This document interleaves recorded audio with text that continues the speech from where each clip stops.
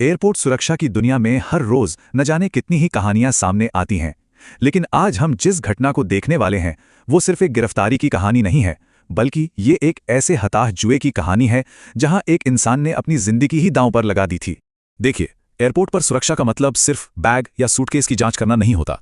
असली खतरा तो कभी कभी वहां छिपा होता है जहां एक्सरे स्कैनर की नजर भी आसानी से नहीं पहुंच पाती, यानी इंसान के शरीर के अंदर।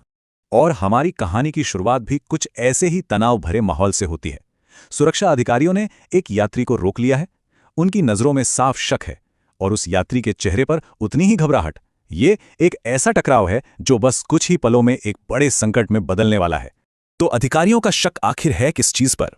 वे इसे कहते हैं बाहरी वस्तु। ये एक तरह का कोड वर्ड है जिसका मतलब है कि यात्री ने अपने शरीर के अंदर नशीले पदार्थ मतलब ड्रग्स के कैप्सूल्स छिपाए हुए हैं और एक्सरे ने इस खतरे की पुष्टि भी कर दी है।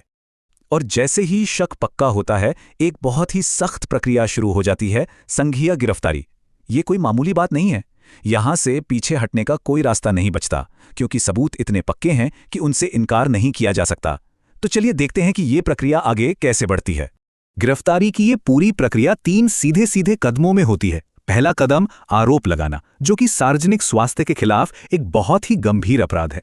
दूसरा, अकाट्य सबूत, यानी एक्सरे में साफ साफ दिख रहे कैप्सूल। और आखिरी कदम, एक कानूनी दस्तावेज पर दस्तखत करवाना जिस पूरे मामले को सील कर देगा। लेकिन क्या यह सब इतना आसान होने वाला था? लेकिन ठीक उसी वक्त जब लगता है कि अब तो सब कुछ खत्म हो ही गया है, कहानी में एक ऐसा मोड़ आता है जिसकी किसी ने भी उम्मीद नहीं की थी। एक ऐसा पल जो इस जुर्म के पीछे छिपी एक दर्दनाक सच्चाई को सबके सामने ले आएगा। जब वो कानूनी दस्तावेज यात्री के सामने रखा गया तो बस एक दस्तखत की दूरी थी, लेकिन उस यात्री ने वो किया जो किसी ने सोचा तक नहीं था। उसने सिर्फ एक शब्द कहा, नहीं। अब जरा सोचिए, ये एक ऐसा पल है जो हर किसी को सोचने पर मजबूर कर दे। जब सारे सबूत आपके खिलाफ हों, आप पकड़े जा चुके हों, तो कोई मना क्यों करेगा? आखिर ऐसी कौन सी वजह थी जो जेल जाने के डर से भी ज्यादा बड़ी थी? और फिर वो वजह सामने आती है सीधे उस यात्री की जुबानी। वो कहता है, मुझ पर कर्ज है, मैं उसे चुका नहीं सकता, मैं बहुत डरा हुआ हूं। और बस उसी पल में ये कहानी जुर्म की नहीं बल्कि एक इंसान की बेबसी और उसके डर की बन जाती है। इस एक कबूलनामे ने ना उस कमरे का पूरा माहौल ही बदल कर रख दिया। अब ये मामला कानून का नहीं रहा, बल्कि जिंदगी और मौत का बन गया था। अधिकारियों के लिए अब सिर्फ एक ही प्राथमिकता थी, उस इंसान की जान बचाना। अब फोकस तुरंत बदल गया। ये कोकेन तस्करी का अपराध नहीं था, बल्कि एक मेडिकल इमरजेंसी थी। कानून इंतजार कर सकता था, पर एक इंसान की जिंदगी वो इंतजार नहीं कर सकती थी। असल में खतरा यह था कि शरीर के अंदर जो कैप्सूल थे वो किसी भी पल फट सकते थे, और अगर ऐसा हो जाता तो इसका मतलब था मौत, वो भी पक्की।